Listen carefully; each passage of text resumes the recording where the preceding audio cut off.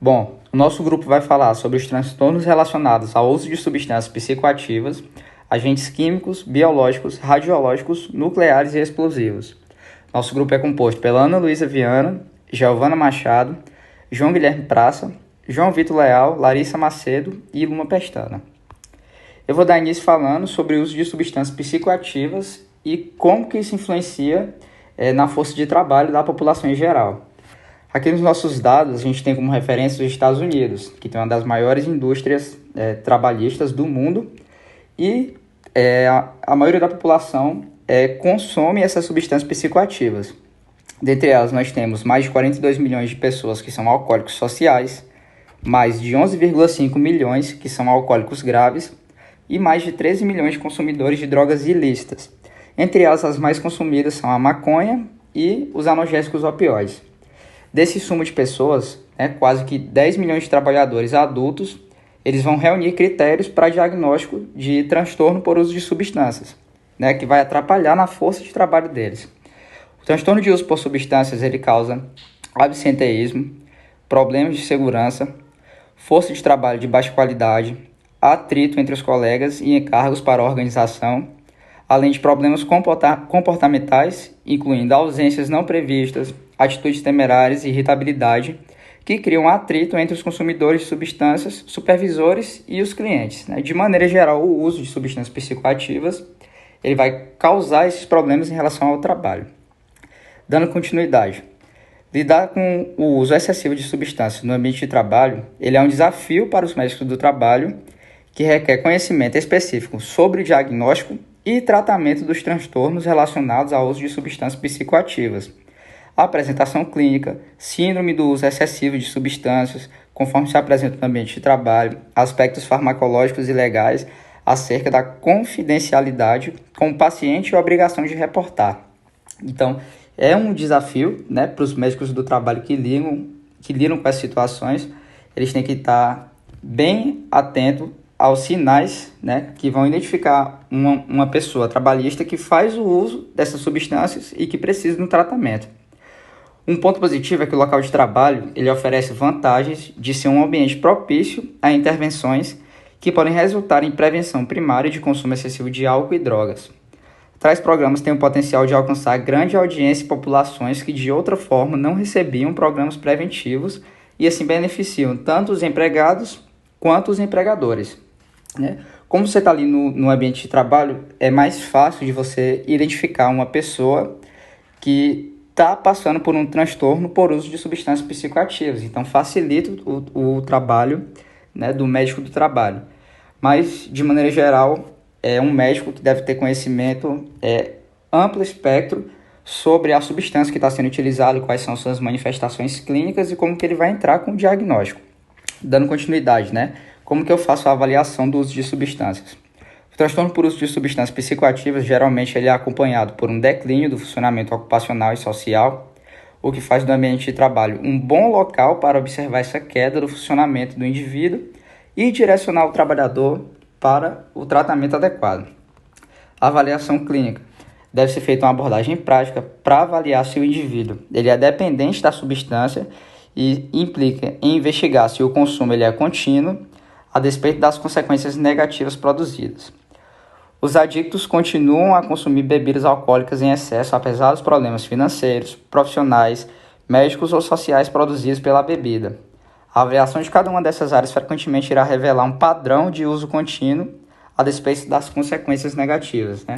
Então, a avaliação clínica, de certa forma, ela tem um padrão.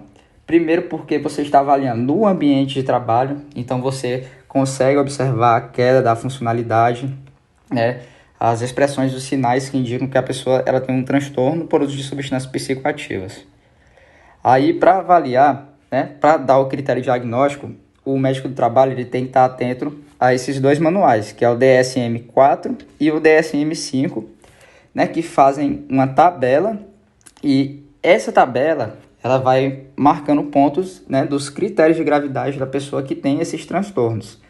Ali no DSM-4 a gente tem dependência da substância e uso excessivo da substância. Então, na sua avaliação clínica, você avalia a tolerância, por exemplo, do paciente, você vai marcar lá um ponto em relação à dependência da substância. Você já não marca no caso de uso excessivo da substância. E nós temos os outros fatores, né? Abstinência, substância consumida em maior quantidade ou por mais tempo que o desejado, tentativas mal sucedidas de controlar ou limitar o uso, e assim você vai marcando os pontos, né? A mesma coisa no DSM-5, só que ele está relacionado com o transtorno por uso de substâncias. E nessa tabela, quando você vai avaliar, né, o paciente, você vai marcar se o paciente ele tiver entre 1 e 3 pontos, ele é considerado um paciente leve. Se for mais do que 3 pontos, até 5 pontos, ele é considerado um paciente que tem transtorno moderado. E se você marcar mais do que 6 pontos na avaliação do DSM, é um paciente que está num estado grave de transtorno por uso de substâncias. Então, assim que você vai dar o critério diagnóstico, né? Então, o médico do trabalho deve estar atento ao DSM-4 e o DSM-5. Agora, eu vou falar sobre os transtornos por consumo de álcool. O alcoolismo ele é o problema de dependência química mais grave encontrado no ambiente de trabalho. Estima-se que 9% dos adultos trabalhando em tempo integral sejam alcoólicos pesados, que provavelmente reuniriam os critérios diagnósticos para transtorno por uso de álcool. Quase um terço dos trabalhadores em tempo integral admite beber socialmente. E aí a gente tem os problemas de intoxicação, abstinência e uso crônico, que vão causar diversos sintomas cognitivos e fisiológicos, consequentemente vão atrapalhar, né, aquela pessoa em relação ao trabalho dela. A identificação precoce ela é muito importante, né? A identificação precoce de pacientes alcoólicos no ambiente de trabalho ela pode ser facilitada pela anamnese e exames físicos, direcionado e uso de exames laboratoriais específicos. Um método efetivo para obter a história de alcoolismo é cursar um questionário estruturado e obter informações e fontes independentes. Mas pela própria avaliação clínica que você faz do paciente, você já consegue identificar, né, se ele é um paciente que tem transtorno por consumo de álcool ou transtorno por consumo de alguma substância, né, pela avaliação clínica. Continuando, quais são as manifestações clínicas que a gente tem no transtorno por consumo de álcool? A gente tem intolerância, abstinência e desejo de beber, são os principais critérios diagnósticos para o transtorno por consumo de álcool. A gente tem outros critérios como incapacidade de cumprir obrigações no trabalho, na escola ou em casa, persistência no uso apesar dos problemas psicológicos, fisiológicos, sociais e profissionais, e incapacidade de controlar o consumo a despeito do desejo de reduzir ou de se abster e perda de tempo em excesso para adquirir, consumir e se recuperar dos efeitos do álcool. Então, de maneira geral, o consumo de álcool atrapalha a força de trabalho. E a gente tem pessoas que têm realmente um transtorno, que não conseguem se abster do consumo do álcool. A gente tem, além das manifestações clínicas, a perda de habilidades motoras, fala arrastada, sonolência e perda de inibição, nistagmo e estupor que podem aparecer. Dando continuidade, quais são os diagnósticos diferenciais? Porque essas manifestações clínicas, né, elas podem estar relacionadas com outros fatores, como, por exemplo, transtorno por uso de sedativos, transtorno de depressão maior, transtorno bipolar, demência e o consumo não patológico de álcool, né? Então, a gente tem esses outros transtornos que podem estar associados com o consumo do álcool. E em relação à prevenção, né? Como que nós fazemos a prevenção? Os empregadores eles devem tornar explícitos seus padrões de uso aceitável de bebidas alcoólicas e drogas aos seus empregados, esse é o fator primordial, por meio de manuais, por meio de treinamentos, por meio de normas. Né? Deve ser feita uma política por escrito, ajustada a cada ambiente de trabalho em particular, né? Que é o ponto de início de uma empresa que quer estabelecer uma estratégia de prevenção do uso abusivo de substâncias no ambiente de trabalho. Então, de maneira geral, para você ter a prevenção desses trabalhadores que fazem o consumo de álcool, basicamente explicitando os padrões, né, da sua empresa. E como que a gente faz o tratamento? O tratamento preferencial para a maioria dos pacientes com transtorno por consumo de substâncias psicoativas vai ser a participação em programas de tratamento ambulatorial específico, seguido por um acompanhamento em longo prazo. Aqueles pacientes portadores de complicações clínicas ou que necessitam de desintoxicação talvez precisem de um breve período inicial de internação. Os programas efetivos de tratamento envolvem farmacoterapia para transtornos psiquiátricos concomitantes, atividades educativas sobre o abuso dessas substâncias, terapia cognitivo-comportamental, terapia de reforço motivacional, controle do estresse e dos relacionamentos e programas de recuperação com os alcoólicos anônimos e dos narcóticos anônimos. Então, de forma geral, para fazer o tratamento de paciente desse, vai depender da situação. Tem pacientes que realmente precisam de farmacoterapia, para fazer o tratamento em relação ao consumo de álcool. Outros pacientes precisam de psicoterapia. Nós temos políticas, temos grupos, participações, campanhas de consciência. Então, é dessa maneira que é feito o tratamento de pacientes que têm transtorno por consumo de álcool.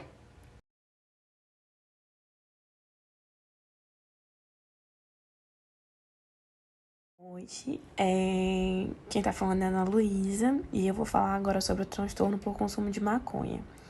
Então, o THC, que é o tetrahidrocannabinol, ele é o ativo da maconha, que ele vai causar, ele é um princípio ativo, né, que tá dentro da droga, da erva da maconha, e ele causa euforia, relaxamento, e em contrapartida disso, ele vai causar também perda de capacidade de discernimento e de coordenação motora. Tem muitos contras que eu vou falar ao longo da apresentação. As manifestações clínicas são tolerância, abstinência e fissura, que a gente vai ver que é presente em quase todas as drogas, incapacidade de cumprir as obrigações na vida diariamente, o percurso no uso, mesmo com problemas psicológicos, fisiológicos, sociais e profissionais, a perda de tempo útil após consumir e se recuperar do efeito, a pessoa fica inútil, disfunção cognitiva, perda de habilidade motora, disforia, paranoia e alteração de personalidade. A abstinência da maconha ela vai causar ansiedade, depressão, irritabilidade, raiva, agressividade, insônia, perda de peso, entre outros. E o uso diário ele vai causar apatia, perda de memória recente, reduz a capacidade de julgamentos e valores e a sua capacidade de resolver problemas, além de bronquite e lesão pulmonar permanente. O diagnóstico diferencial é feito assim, tem outros transtornos de abuso de substância psicoativa, transtorno de depressão maior, transtorno bipolar, transtorno de ansiedade generalizada, esquizofrenia e delírio. A prevenção é feita com políticas de tratamento no ambiente de trabalho, deixando claro consequências no dia a dia. E o tratamento é feito com participação de programas de tratamento ambulatorial específico a longo prazo, período de internação inicial nos casos de desintoxicação e envolvimento permanente no Alcoólicos Anônimos ou Narcóticos Anônimos, porque a chance de recidiva é muito grande nos pacientes que utilizam drogas. Só que quando eles frequentam esses locais, acaba que diminuindo, entendeu? A gente vai ver também que o tratamento é muito parecido neles. Só que existem algumas drogas mais fortes, como os opioides, que já é o tratamento, já precisa de um auxílio farmacológico. Mas vamos por parte. O transtorno por consumo de estimulantes, que é cocaína e anfetaminas. O efeito ele é curto, entre 30 e 45 minutos. Depressão pós-uso, porque teu cérebro ele fica depreciativo, ele fica atrás de hormônios estimuladores de euforia, mas ele não vai conseguir, porque tudo foi gasto na parte que você estava usando droga. E isso que leva à dependência, porque tu tem aquele momento de euforia e depois tu fica sem. Tu fica depreciativo e para te melhorar tu vai lá e usa de novo. Isso que vai causar dependência. A anfetamina, ela inibe o apetite e aumenta a energia, levando ao emagrecimento. E tem manifestações clínicas como tolerância, abstinência, ânsia de consumo, incapacidade de cumprir com o seu trabalho e vida, aumenta a energia, reduz o apetite, a necessidade de sono, taquicardia, hipertensão arterial e midríase. Além de causar complicações cardiovasculares, como infarto agudo do miocárdio, crise convulsiva, AVC e arritmias cardíacas. Diagnóstico diferencial, transtorno bipolar e ansiedade, déficit de atenção e hiperatividade, esquizofrenia e transtorno psicoativo.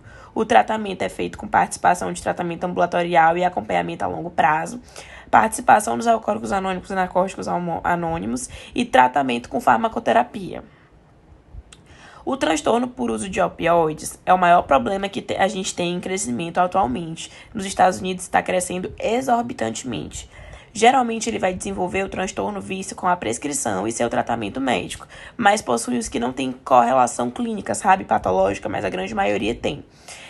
As manifestações clínicas são tolerância, abstinência e fissura, incapacidade de cumprir obrigações diárias, persistência no uso, mesmo sabendo dos contras, intoxicação, intoxicação ela vai causar euforia, apatia, redução do estado de alerta, fala arrastada, deficiência do julgamento e da capacidade psicomotora, miose, entre outros.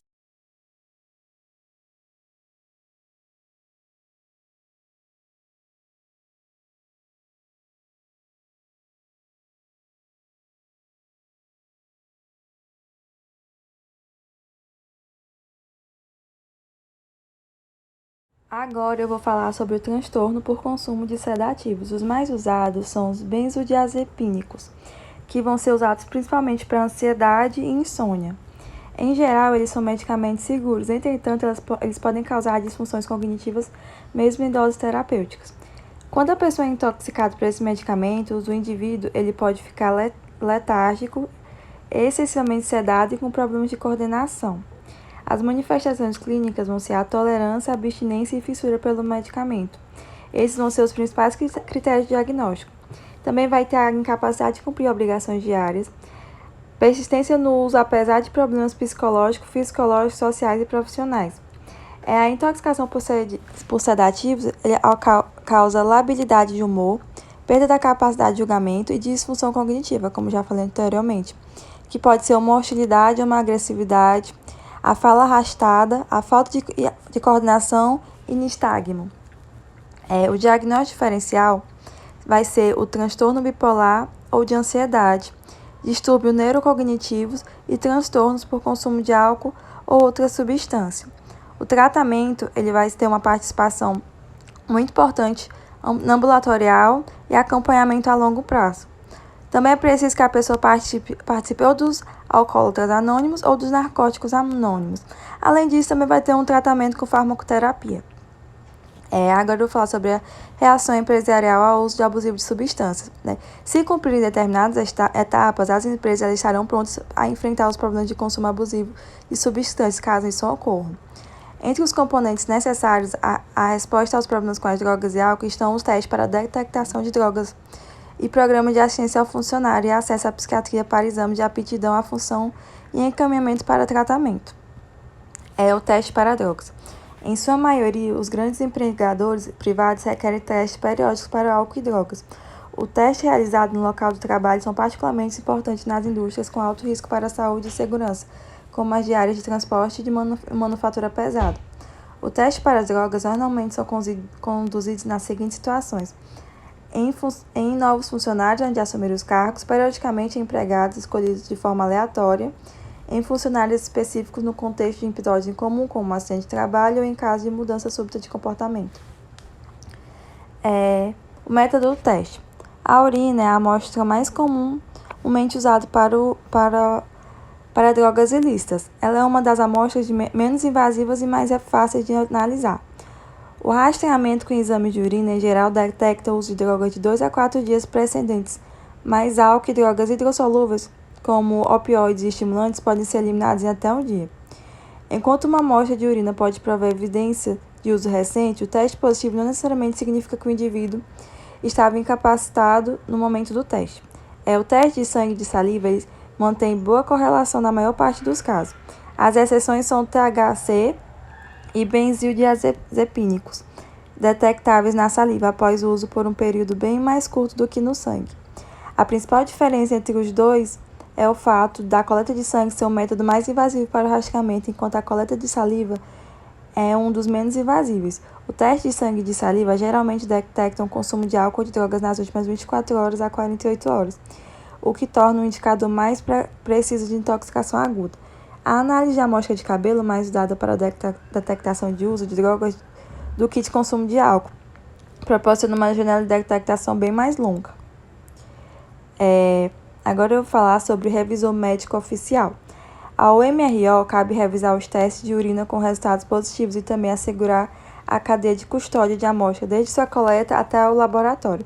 O MRO também avalia circunstâncias atenuantes em caso de teste de urina positivo. O MRO deve conhecer profundamente a farmacologia das drogas, sendo rastreadas as causas e resultados falsos positivos e falsos negativos. A especialidade de diversas técnicas laboratoriais usadas no teste e as questões legais relacionadas com esses testes.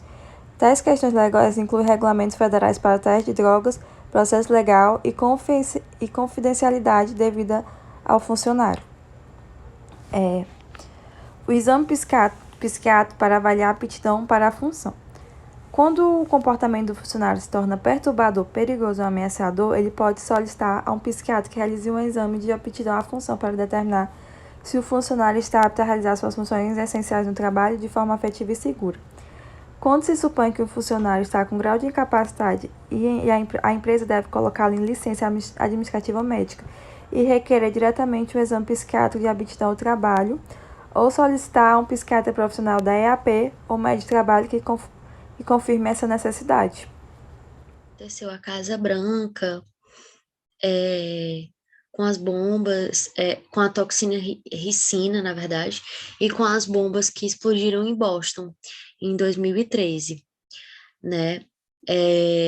Também teve os ataques com o bacilo antraz em 2001, e também teve a liberação do gás sarin no metrô de Tóquio, que demonstraram o impacto direto e indireto que esses eventos eles podem produzir nas comunidades, no local e no trabalho, e no sistema de saúde. Bom, os agentes químicos. Os agentes químicos eles foram bastante usados na Segunda Guerra Mundial, como armas químicas, né? Foram usados como armas químicas. Principalmente o cloro, agente mostarda e o fogênio, certo? Os agentes do sistema nervoso, eles foram desenvolvidos na Alemanha durante a Guerra Mundial. E eles foram usados na guerra do Irã-Iraque, causando mais de 100 mil internações. É uma arma muito letal, né? Os agentes químicos, as armas químicas. E assim, o lançamento de gás sarin no metrô de Tóquio, ele foi uma das coisas maiores que teve, um ataque terrorista maiores, né? E que um dos primeiros maiores, assim, e dos ataques terroristas químicos, né, maiores, e ele evidenciou a importância de se prepararem para um episódio como esse, de terrorista. Aí foi ali que os agentes de saúde, agentes sanitários, unidades médicas, eles começaram a perceber que eles precisavam ficar aptos a rastrear o grande número de tanto a ficar apto a se proteger, tanto ficar apto com essas emergências médicas, a se proteger da exposição secundária e para estar apto para rastrear o grande número de indivíduos que se apresenta após esse tipo de incidente, né? Agora, os agentes do sistema nervoso. Eles causam diversos sintomas e sinais, como a miose, salivação, a miofasculação localizada, secreções nasais, broncorreia, sibilo, abalo muscular difuso, sintomas gastrointestinais, desorientação, urgência urinária, crise convulsiva, paralisia flácida, até parada respiratória, né? Desorientação. Eles são, na verdade, considerados os materiais mais tóxicos produzidos pelo homem, certo? A toxicidade dele é muito grande. O sarin, o tabum, o somão, o GF e o G, eles não são persistentes, enquanto os da série V, como VX, eles são persistentes. Como é que eles vão agir, esses agentes? Eles vão agir a enzima acetilcolinesterase, que é a enzima que ela vai fazer a hidrólise da acetilcolina. O que a acetilcolina ela faz? Ela fica ali na coisa dos neurotransmissores. E quando ela fica acumulada ali, ela permite que os neurotransmissores fiquem ali direto, não parando a propagação, ou seja, ocorre uma propagação continuada do sinal do neurotransmissor. Aí, ocorre essa choque, né, no sistema nervoso. Impacto nos órgãos internos, como no coração, no cérebro, no pulmão, no intestino, na bexiga. E como é a utilização dele? Ele já foi usado como inseticida, ele é mais absorvido por inalação, mas ele pode também ser absorvido com contato com a pele ou pela ingestão até. A recuperação é como? Ela tem que ter a cessação da exposição e a recomposição das reservas da acetilcolinesterase, certo? Então, deixa eu passar aqui. As manifestações clínicas. Então, as manifestações clínicas, elas podem ser desde leve a grave. Pode ser leve, moderada e grave. Depende do quê? Da toxicidade do agente, depende de como a pessoa se expôs, ela se expôs inalando, como estava a situação da pessoa, depende de várias coisas. Qual foi a quantidade, então, qual foi o tempo que a pessoa ficou. Então, de acordo com a exposição, o efeito é diferente. Os efeitos oculares são a miose, lacrimejamento, conjuntiva injetada, dor e visão borrada. Os efeitos neurológicos, eles são mais persistentes, certo? Tem que ter uma avaliação cuidadosa e repetida da respiração. Isso é essencial, porque tem que ver os sibilos e as broncorreias, porque isso são sinais menos favoráveis a requerer tratamento e monitoramento agressivo, certo? Aí o impacto sobre a pressão arterial e pulso é variável e não pode ser usado como indicador confiável de exposição. Os sinais e sintomas de estimulação gastrointestinal e urinária indicam toxicidade sistêmica grave, sudorese e abalos musculares localizados podem ser encontrados no local de exposição ali. Como são os achados laboratoriais? Vai haver vai fazer o teste com a enzima, né?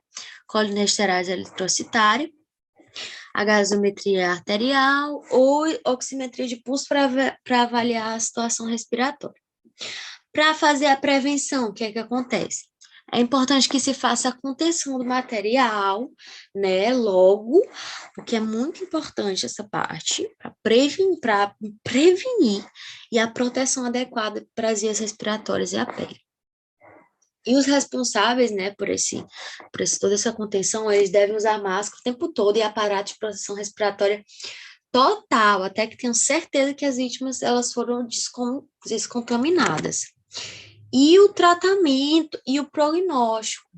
Então, o tratamento ele vai envolver a eliminação da exposição à descontaminação e o suporte básico ao avançado de vida e a administração de antídotos. Quais são esses antídotos?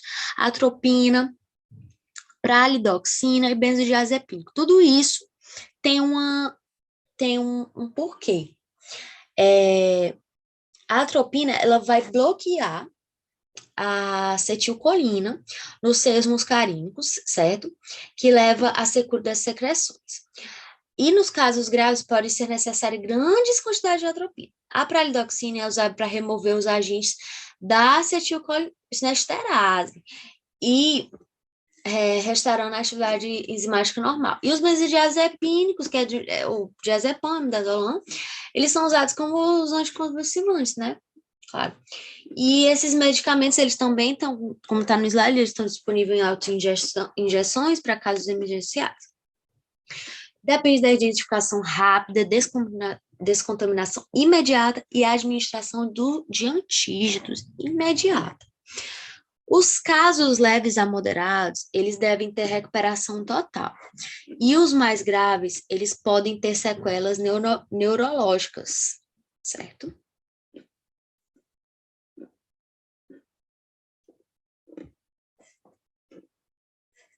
Então, o Burkholderia malei e o Pseudomalei, eles são dois agentes que vão causar febre, mal-estar e mialgia, lesões ulceradas, granulomatosas em peles e nas mucosas, e eles podem ter recidivas e ou reativação do processo de doença muitos anos depois, ou seja, quando uma pessoa normal, ela possui uma vez, talvez em alguns anos essa doença ela acabe voltando novamente por causa dessa recidiva.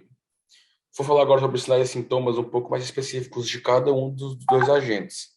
Primeiro, a gente tem o Burkholderia malei, né, e o Pseudomalei, causam primariamente infecção pulmonar aguda após exposição por inalação ou disseminação hematogênica por septicemia.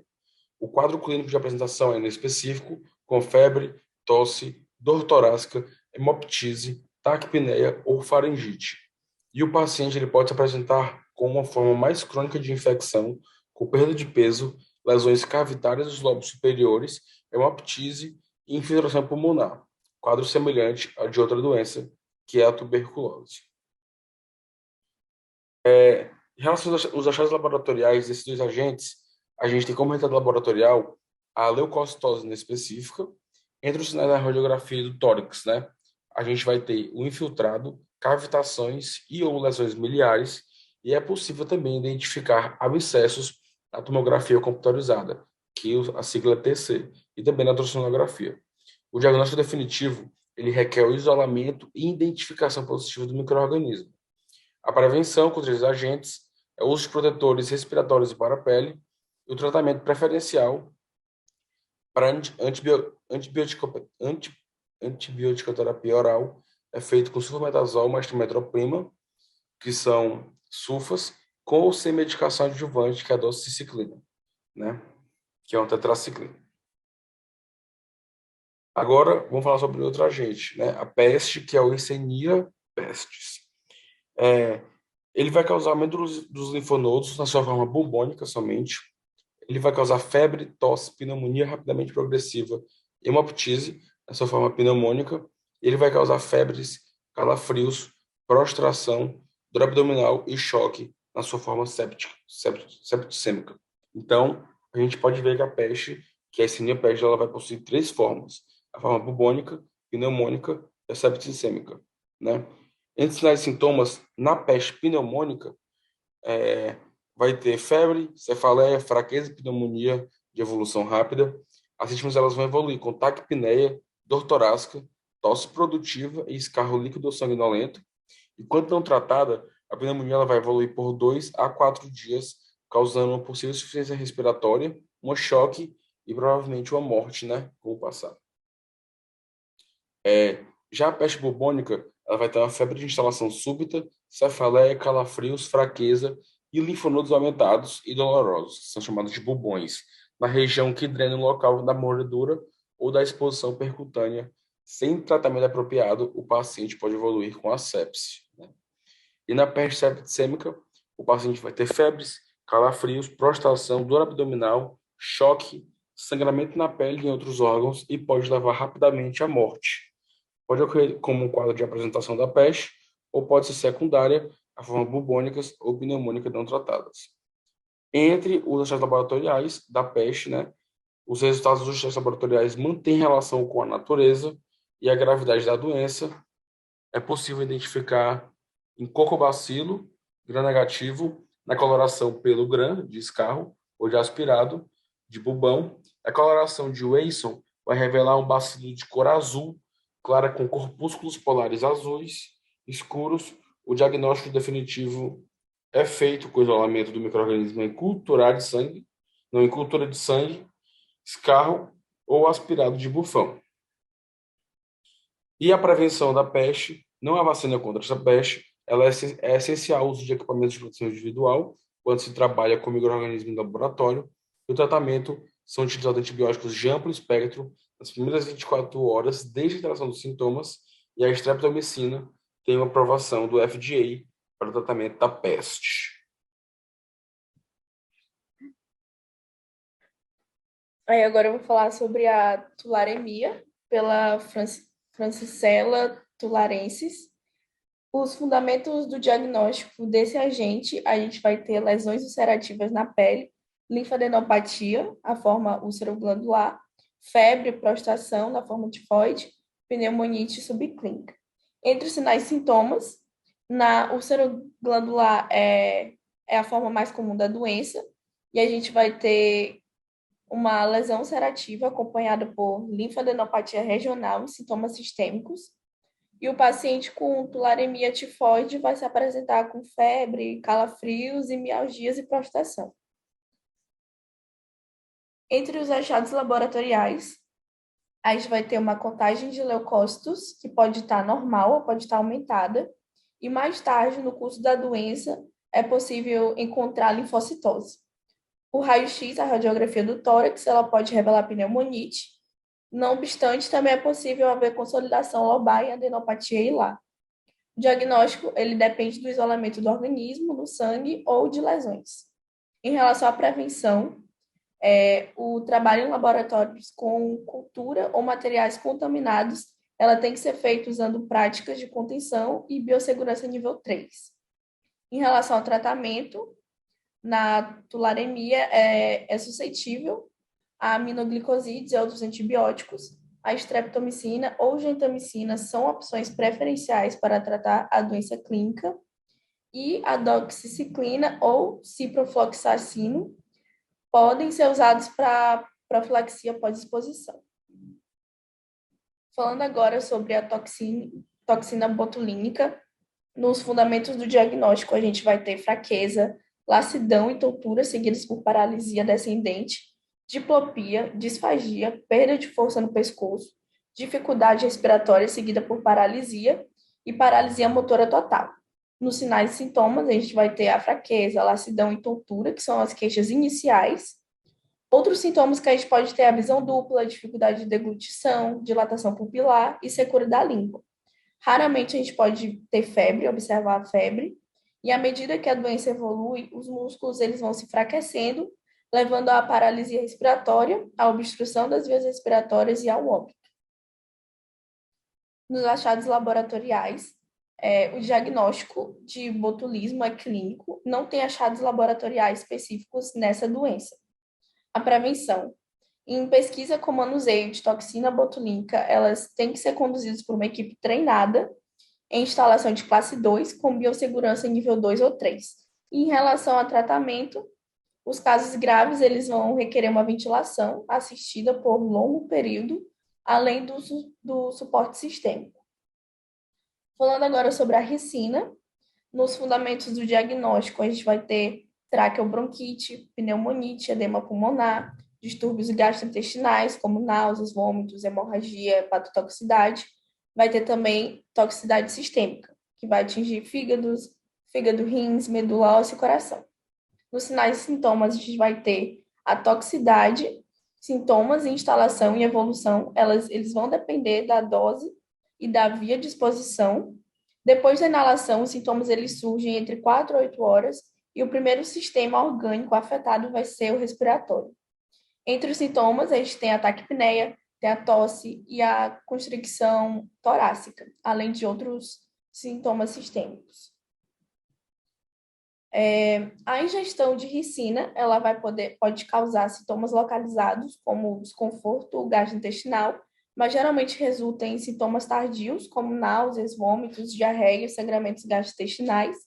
O contato tópico com a ricina, nas formas de pó ou de vapor, pode causar irritação local imediata nos olhos e na pele, embora geralmente não resulte em toxicidade sistêmica. A exposição percutânea, contudo, ela pode causar toxicidade sistêmica grave, afetando o sistema nervoso, gerando convulsões, e o cardiovascular, gerando uma hipotensão.